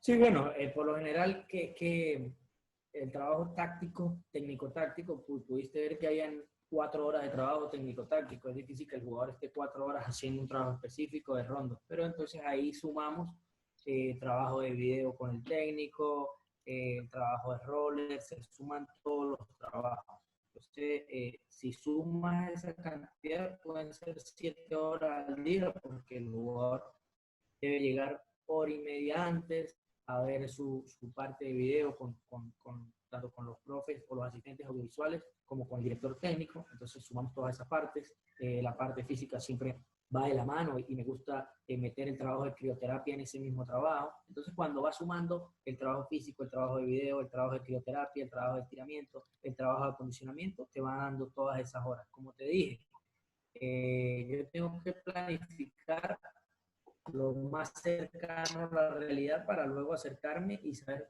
cuánto tiempo tienen los futbolistas conmigo. Acuérdate que el jugador no llega, el jugador de fútbol hoy en Venezuela se ha profesionalizado bastante y no llega un minuto antes del entrenamiento. El jugador por lo general llega hora y media antes de empezar el entrenamiento. Entonces me gusta meter esas horas porque son las horas que él va a estar entregándole al equipo. Va a estar ahí y va a estar preparándose. Entonces no fue que lo interpretaste mal, pero Víctor, gracias por preguntar, pero vamos sumando todas estas horas para tener una mayor conocimiento de cuánto tiempo está el jugador en nuestras manos en la etapa de pretemporada. Ya. Entonces contabilizas todo eso. Por eso era mi duda. Yo decía, son demasiadas horas, pero qué bueno aclarar eso. Y la otra duda que tenía, en cuanto a la intensidad, que también aparecía en la periodización, de acuerdo a acercándose al periodo competitivo y haciendo más intenso, pero ¿qué variables tomas tú para poder considerar la intensidad? ¿O con qué variable mides qué variable es la que mides para considerar ese porcentaje de la intensidad? ¿Y por qué a lo mejor se va acercando más a un tema como bien de periodización en un deporte también individual, donde normalmente, mientras uno más se acerca al periodo de competencia, o a la competencia en este caso, sería más intenso. Pero ¿qué variable utilizas tú para hacerlo? Sí, bueno, por lo general es el tiempo de trabajo. Fíjate que a medida que vamos avanzando en la capacidad de la intensidad sobre todo en los trabajos, cuando nos acercamos a la semana del partido, ya el trabajo, ya hacemos una especie, no me gusta entrar en esta zona, pero hacemos una especie de periodización táctica. Como una periodización táctica. Bueno, se diseñan trabajos de la mano con el asistente y el entrenador para hacer trabajos mucho más cortos, pero mucho más intensos. Fíjense que cuando empieza la pretemporada, por ahí tenemos muchos trotes continuos, tenemos algunos reducidos en espacios más pequeños, y cuando nos vamos acercando a la competencia buscamos esa intensidad y esa realidad de juego, ¿sí? Espacios reducidos un poco más grandes, pero con mucha más intensidad en tareas tanto de rapidez. Ya no es trabajo tan lento, sino es un trabajo mucho más dinámico, mucho más dinámico. Entonces la intensidad la medimos en cuanto a la dinámica. Mucho menos tiempo de trabajo, pero mucho más intenso en cuanto a los recorridos, en Pero, cuanto a, por ejemplo, una secuencia al principio del entrenamiento, al principio de la pretemporada, una secuencia sin rival, muy pausado, muy táctico, pero al final podemos hacer una secuencia totalmente mucho más corta, pero con rival que tenga realidad de juego. A eso llamamos intensidad. Ahora, en la parte física, la intensidad la medimos con un mayor volumen de carga. Por ejemplo, podemos hacer un arrastre con lastres, ¿sí? O con trineos, como le dicen también, mucho más corto, pero mucho más pesado. A eso llamamos un poquito más intensidad del trabajo. Podemos llamar intensidad del trabajo hacer, por ejemplo, un trabajo de pasadas, ¿sí? A un 80%, a un 85%. Entonces va teniendo mucho más intensidad y, por ejemplo, mucho menos carreras continuas. pero es que, por ejemplo, o sea, me puedo agarrar de ahí, no sé si nos vamos a devorar mucho, pero ahí están mezclando igual lo que es volumen, por el tiempo, como me dices, que de repente se acercan y hacen tareas donde el volumen, que sería tiempo, más corto y es más intenso. Entonces, a lo mejor la intensidad, o sea, si tú me hablas de peso, para mí el peso, una RM, podría ser la intensidad, el porcentaje de ese RM es una intensidad. Y no sé si lo va a medir por frecuencia cardíaca, también es otra variable que se puede medir, intensidad. Pero yo me refería a que quizás, siendo la especificidad catalogada como también la intensidad de la tarea, por eso es mi duda, como que siento que no entendí bien esa idea. Perfecto. A eso me queda la duda, porque si hablamos de peso, hay una forma de evaluar la intensidad, o si hablas de esfuerzo físico, y a lo mejor me va a decir que va a medirlo con frecuencia cardíaca, también otra forma de medir la intensidad, pero el tiempo, porque si tú haces, por ejemplo, un volumen de tiempo, una serie en un juego de posesión de 4 minutos, la intensidad a lo mejor si va a medir la frecuencia cardíaca, se va a comportar de diferentes formas, pero en algunos minutos, en algún tiempo va a llegar a frecuencia alta, pero si hace un volumen muy intenso, a lo mejor, no sé, un fútbol en espacio más reducido y va a estar 7 minutos, también van a llegar en frecuencias cardíacas altas en algunos periodos del trabajo. Entonces, la intensidad para mí en ese momento, si tú la evalúas así, sería igual. Por eso, esa es mi consulta. ¿Cómo evaluar la intensidad? Perfecto, Víctor. No, perfectamente, sí. Nosotros contamos en el equipo primero con los GPS, pero un tema bastante importante es la frecuencia cardíaca, que la podemos medir a través de los diferentes dispositivos como los relojes, en las que nosotros buscamos frecuencias mucho más elevadas. Por ejemplo, un trabajo de duelos, como lo estás diciendo, lo controlamos a través de la frecuencia cardíaca máxima. Así lo controlamos. Es una de las variables que más usamos para poder llegar a lo que es la realidad del partido, porque el fútbol es duelos en toda la cancha. Entonces nosotros a través de la frecuencia cardíaca podemos encontrar esta intensidad que estamos buscando. Por ejemplo, fíjense que nosotros hacemos un duelo de 1 versus 1 en 30 segundos. Imagínate cómo se mueve la frecuencia en ese momento. Estamos hablando de 180, 175, 185 pulsaciones por minuto, pero el jugador tiene mucho más descanso. Tiene cerca de 3 minutos de descanso para volver al duelo. Tenemos otros duelos de 2 contra 2 en 45 segundos. Imagínate la frecuente constante de darle, obviamente con arcos, y el jugador está en esa intensidad, jugando y alcanzando esa frecuencia cardíaca máxima, que obviamente esa intensidad no la podemos tener en los primeros días, pero sí la tenemos cercana a la competencia porque es mucho más realidad de juego. Ya, sí, te entiendo por ahí. Perfecto. Vale, muchas gracias por la respuesta. Gracias a ti, Víctor. Estamos a la orden. Profe, ¿me oye? ¿Quién habla? Perdón. Le voy a dar la palabra ahora a Rodrigo. Profe, ¿me oye? Hola. ¿Quién habla? Sí. Ajá, Eduardo. Ajá. Perdón. Profe. Dame un segundo. Es que le voy a dar la palabra al profe Rodrigo, ¿vale? Rodrigo Cardave, ¿sí? ¿Dónde está? ¿Está por ahí? Que me la escribió la pregunta por el chat. Profe Rodrigo, ¿estás por ahí? ¿No está? Bueno, no está. Vale, vamos con la pregunta que tenía. Bien, profe, hola, profesor Luis, saludos acá en Táchira igual. Tengo 2 preguntas. La primera, ¿cómo aproximar la forma deportiva al momento de llegar a la temporada y cómo mantenerla durante ese proceso de competencia de Libertadores para el equipo venezolano?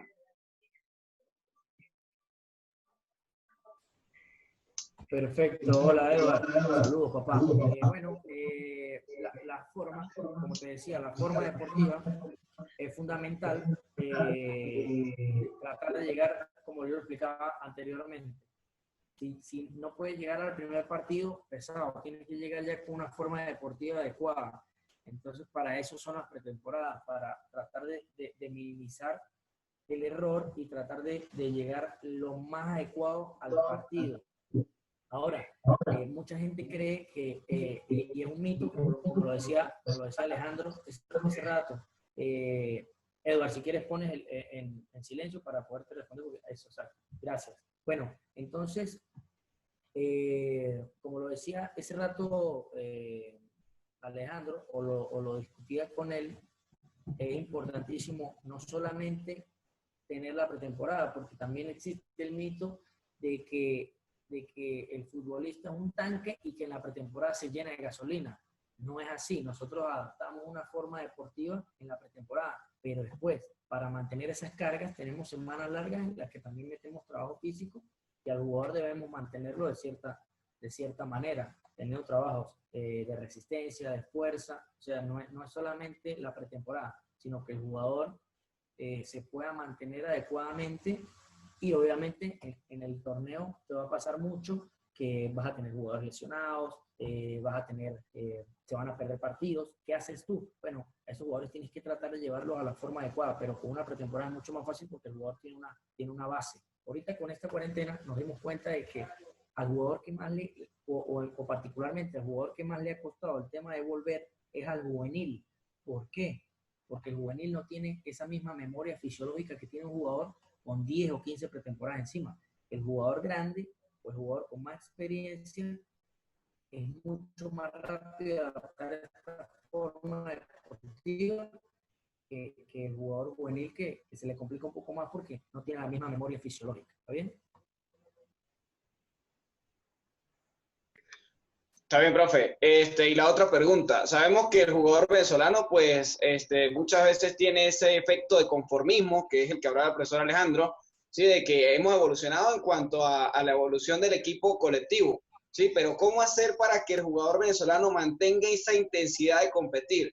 De no solo luchar por el torneo apertura o clausura, o solamente luchar por la Copa Venezuela, o voy a ir a los Libertadores y eso es lo que me interesa para mostrarme internacionalmente. No, cómo hacer para convencer a ese jugador de que participe en todos los torneos de manera efectiva, no solo que se interese por uno solo, sino que vaya a tope, como los jugadores europeos, como lo hablaba el profesor Alejandro hace un momento, que siempre mantenga esa intensidad de trabajo durante todos los procesos. Sí, bueno, como lo comentaba Alejandro, es importantísimo señalar, el jugador sudamericano es bastante especial. El jugador sudamericano pues necesita bastante herramientas, pero allí entra mucho la parte psicológica que puede hacer el entrenador. Como yo le decía, cuando un entrenador está en categorías menores tiene que ser preparado. No hay ni preparador físico ni entrenador. En las categorías menores hay entrenador y el entrenador debe ser mamá, papá, psicólogo y debe ser todo. Debe ser un profesional demasiado integral.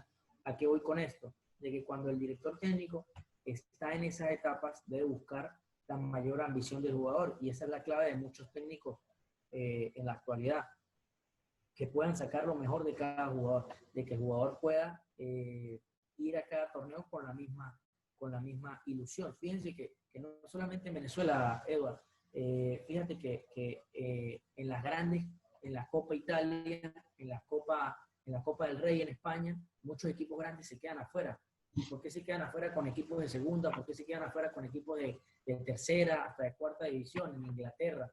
Porque obviamente hay una cierta relajación del jugador, pero bueno, ahí está la mano del técnico que pueda mantener esa ambición de que el jugador no solamente vea un torneo como primordial, sino que lo quiera jugar todo y que lo quiera ganar todo.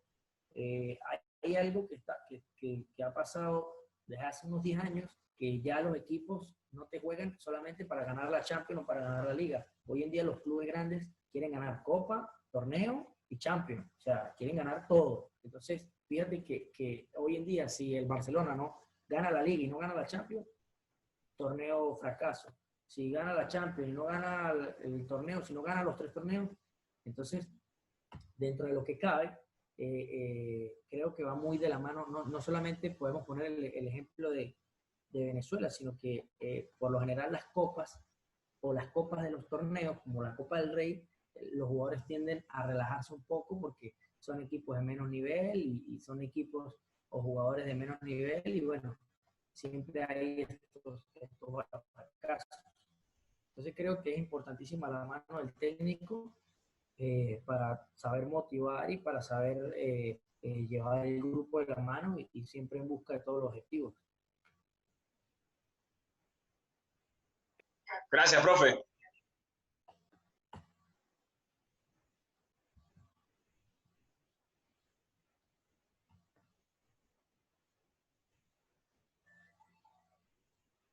Perdón, ahora sí. Bueno, para complementar un poco, ¿qué iba a decir? Del tema de por qué el jugador o qué herramientas tendría que considerar para dar el salto, yo creo que también pasa por un tema cultural, que como decía que hace 10 años el fútbol no era prioridad en Venezuela, hoy en día ya sí lo es, y desde ahí se va a ir generando la competencia. ¿Va a tomar años? Seguro que sí, pero bueno, los que están acá, que son de Venezuela, los que están justamente en esta instancia, son los que están llamados a seguir generando esa revolución. Y creo que están por el buen camino, porque si están acá es justamente porque quieren innovar, porque quieren crear cosas nuevas y seguir avanzando. Así que yo creo que por ahí pasa un poco de generar esta motivación en el jugador. Y bueno, después los ejemplos también hablan mucho. El que ya tengan el 10 del Santos va a motivar a que 100 niños más quieran llegar a ser el 10 del Santos. Entonces, por ahí pasa también, creo. Voy con una pregunta acá que pasó el profe Daniel Sierra y que tiene que ver con, dentro del trabajo de ATR que decía que utilizaba, en la parte de acumulación, si pudiera nombrar 2 o 3 ejercicios bien puntuales que utiliza en la parte de acumulación durante la pretemporada. Seguro. Saludos a Daniel. Tuve la oportunidad de entrenarlo en un equipo de segunda división, también en Lotería del Táchira. Saludos, Daniel, hoy como entrenador, y bueno, me alegra mucho. Daniel, como acumulación siempre tenemos los trabajos en el aspecto físico como carrera continua, pero a través de muchos juegos predeportivos en categorías menores podemos usar muchos juegos de acumulación como pequeños duelos de 2 contra 2, 3 contra 3, que el niño pueda divertirse. Porque en categorías menores siempre me gusta usar mucho juegos en los cuales el niño tenga mucho contacto con la pelota. ¿Por qué? Porque capaz cuando te encuentras con niños de 6, 7 años y juegas 10 contra 10, hay niños que no la van a tocar en media hora, no la van a tocar una vez.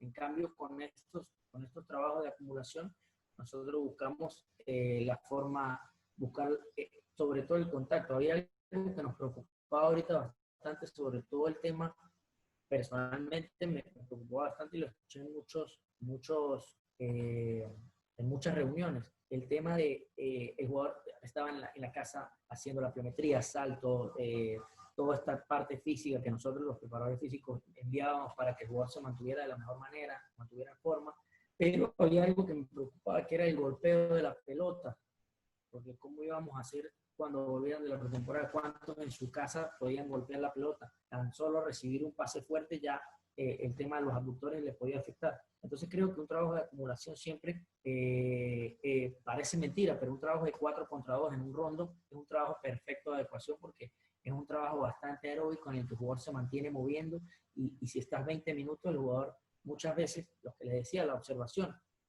a veces un 4 contra 2 en un espacio bien utilizado, el jugador aeróbicamente va a conseguir mucho. A veces el jugador termina el 4 contra 2 súper transpirado y es una fase en la que vamos buscando acumular muchos golpeos de pelota, acumular trabajo aeróbico, acumular movilidad y que el jugador se vaya integrando a estos trabajos sobre todo. En los trabajos de acumulación me gusta meter mucha técnica de carrera, ¿sí? Parece mentira, pero el futbolista no sabe correr, hay que enseñarlo a correr, muchos ejercicios de skipping, mucho ejercicio de péndulo, aprovecho mucho las entradas en calor para hacer todo este tipo de ejercicios en los cuales me gusta recomendar, tanto técnica de carrera como rondos pueden ser uno de estos ejercicios específicos que se pueden usar en la acumulación perfectamente. Perfecto, profe. Perfecto, gracias. Gracias por la respuesta. Espero que ahí al profe le haya quedado claro. Por acá, Alfredo, bueno, nos tira ahí una controversia, digamos, que he visto también por ahí en Instagram, que hay jugadores que complementan su trabajo de semana con CrossFit, ¿sí? Y dice si es aconsejable el trabajo complementario de CrossFit para fortalecer ciertas zonas de un futbolista. Realmente el CrossFit me parece un deporte impresionante, pero a la vez en estos países como Sudamérica no se está aplicando de buena manera, porque el trabajo de CrossFit es necesario para buscar, fíjense que muchos ejercicios de halterofilia van de la mano del fútbol, ¿sí? Muchos ejercicios de arranque, muchos ejercicios de, como dicen por ahí, de squat, pero ¿por qué para el futbolista no? O para el futbolista como complemento en la semana no se pueden realizar, porque son ejercicios que si no realizas una técnica adecuada, puedes terminar lesionando al jugador. Entonces es fundamental hacer una técnica correcta. Si no tienes una técnica correcta del ejercicio, te vas a ver implicado en alguna lesión. Entonces, obviamente, yo soy muy cuidadoso cuando el jugador me dice que quiere hacer un extra en el gimnasio. Me parece perfecto que quiera hacer y que quiera seguir trabajando. Pero hay ejercicios muy específicos. Yo les pongo un ejemplo. ¿Cómo es el físico de un jugador de fútbol y cómo es el físico de un crossfitero o de una persona que practica crossfit? Fíjense esa imagen de Sergio Ramos la semana pasada donde sale sin franela. Nosotros no vimos a Sergio Ramos con un cuádriceps súper hipertrofiado. Nosotros no vimos a Sergio Ramos con una espalda súper hipertrofiada. Está muy bien definido, pero para lo que él necesita hacer, la preparación física del futbolista. Además, hay un detalle bastante interesante que vi en la serie de Jordan, The Last Dance, que cuenta Jordan cómo pasó del básquetbol al béisbol, una preparación física totalmente distinta a la que realizaba. El deporte es eso, especificidad. Entonces, obviamente, hay muchos ejercicios en el CrossFit que no le van a servir al futbolista. Y nosotros necesitamos tener un futbolista súper hipertrofiado. Ojo, No estoy en contra del jugador levante pesas, al contrario, yo creo que la fuerza es fundamental, pero la fuerza aplicada al fútbol y aplicada a los ejercicios que necesito para desarrollar el juego. Perfecto, profe. Perfecto. Gracias. Espero también que le haya quedado claro la respuesta ahí al profe que preguntaba. Tengo una por acá que tiene que ver con la recuperación, pensando en una semana de 3 partidos. ¿Qué técnicas o qué métodos usa para recuperar a sus futbolistas? Si pudiera comentar un poco. Sí, bueno, como les dije, 37 partidos jugamos con Zulia en el año 2016 y es algo que está muy de moda, o por decirlo así, como tú lo decías, en el aspecto de debate en Instagram con el tema del CrossFit, el fútbol. Yo en Zulia no tenía grandes herramientas, pero hacía cosas sagradas para la recuperación del jugador.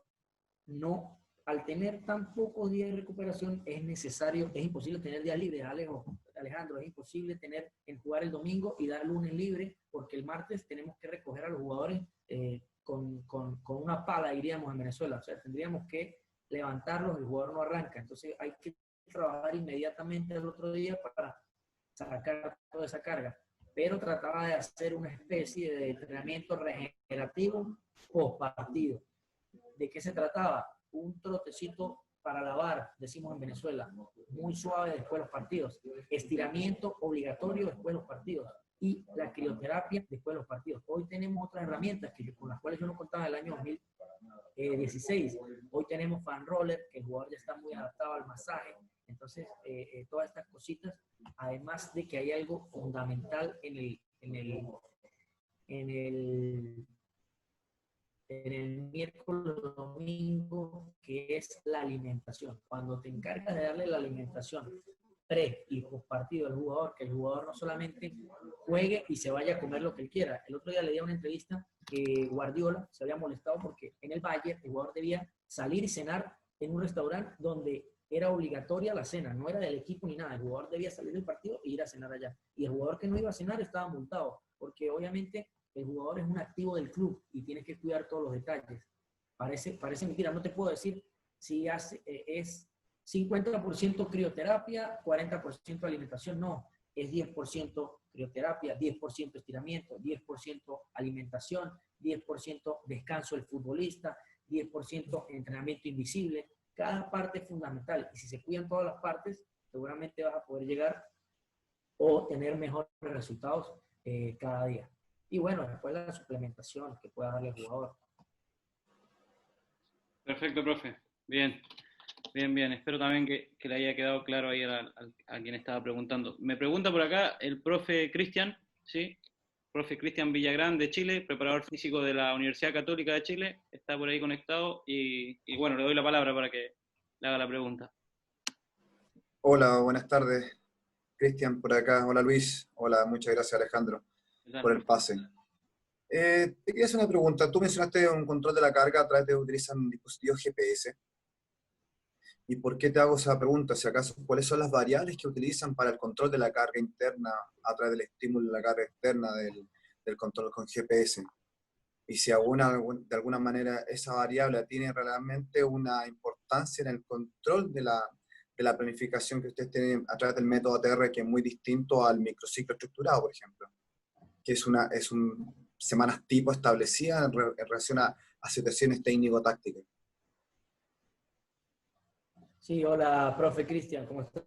Un placer para Hola. mí escucharlo y bueno, que me puedas escuchar. Obviamente la carga externa va adecuada al GPS y la carga interna la medimos a través de cuestionarios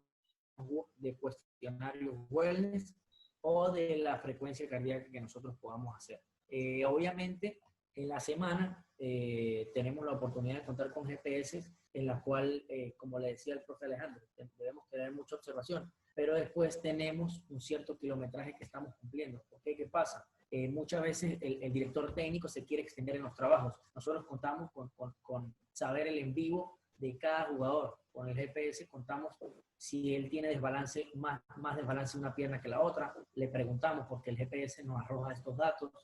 Le preguntamos por qué bajó la intensidad o por qué no están los números.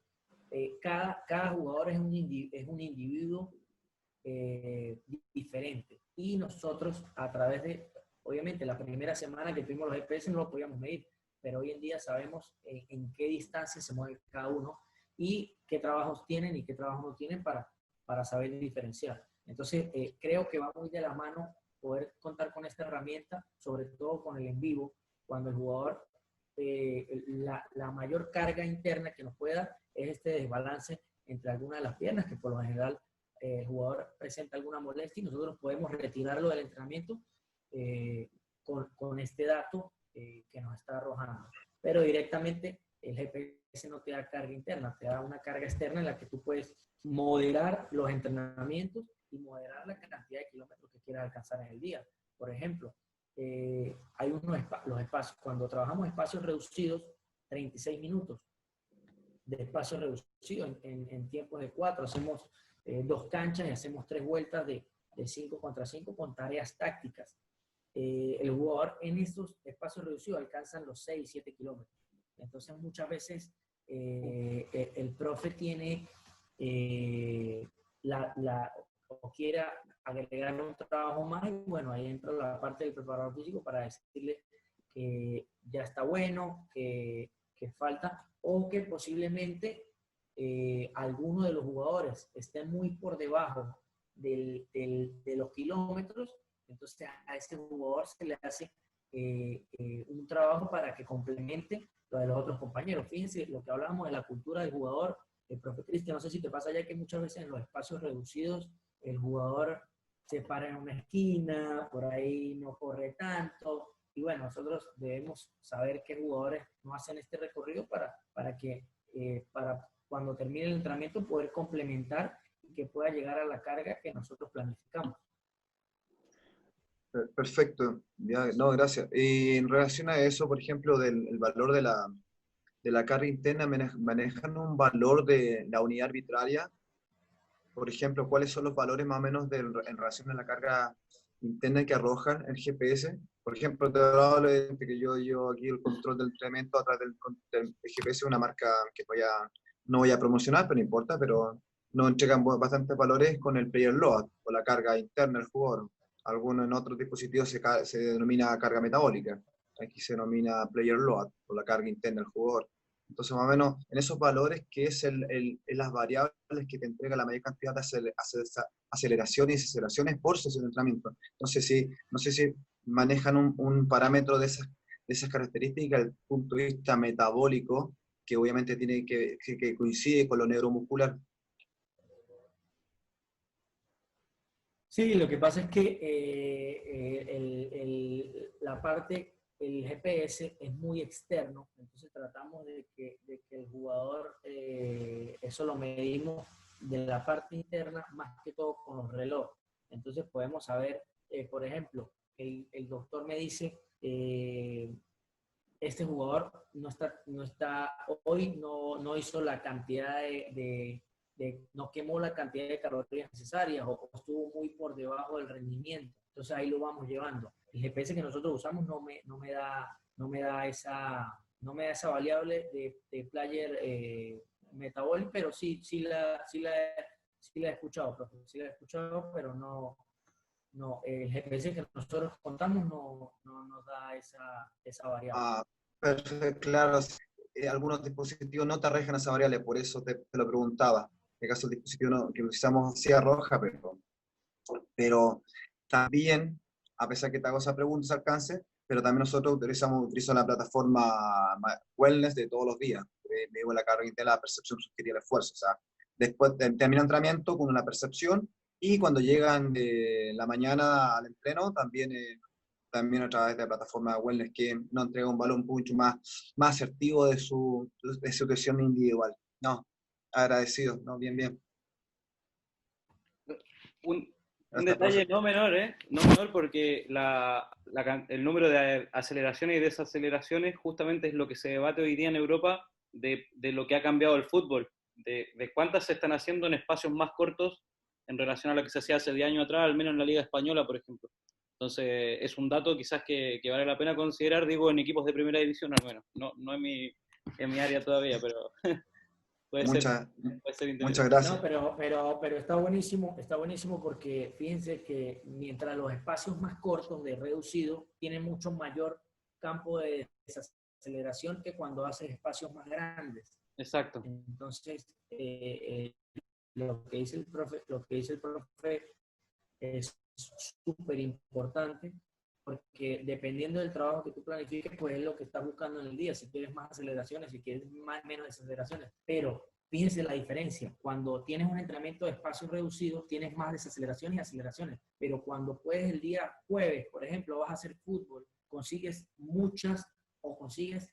unas velocidades que no consigues sino hasta el día del partido, y las consigues cuando tienes espacios más amplios porque el jugador puede desarrollar mucha más velocidad que en espacio corto, pero el espacio corto te da el acelerar y desacelerar, entonces es importantísimo. Y bueno, para concluir la pregunta ahí del profe, el wellness es algo que estamos aplicando hoy en Venezuela, pero como es algo que el jugador tiene que ser muy sincero, realmente pasa por un tema más cultural, lo que le decía el profe. Por ahí tú le dices a un jugador que tienes, ¿qué tan cansado está del 1 al 10? Y te dice el 10, o no te dice la verdad, por ahí no termina de ser sincero. Entonces, bueno, nosotros hemos ido aplicando poco a poco para que el jugador sea lo más sincero posible y tú puedas determinar una carga lo más real posible y lo más adecuado.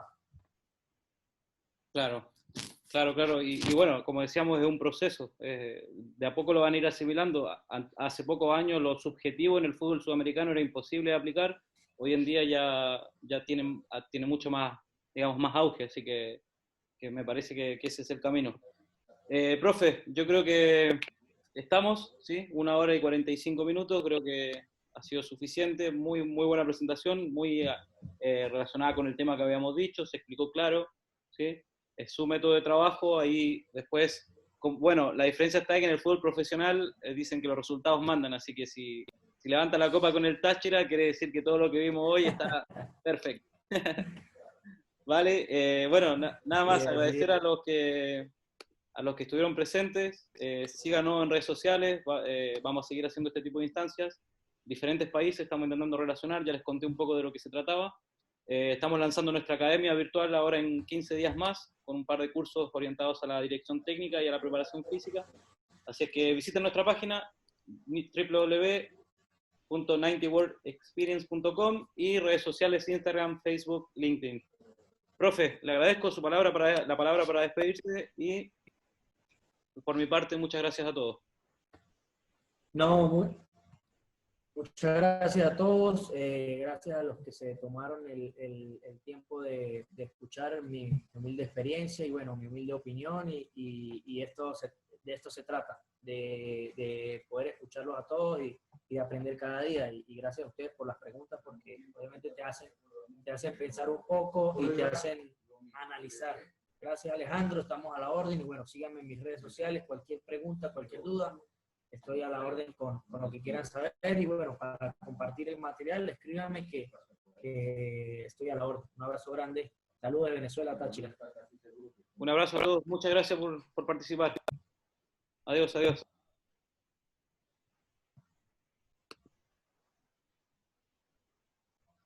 Voy a dejar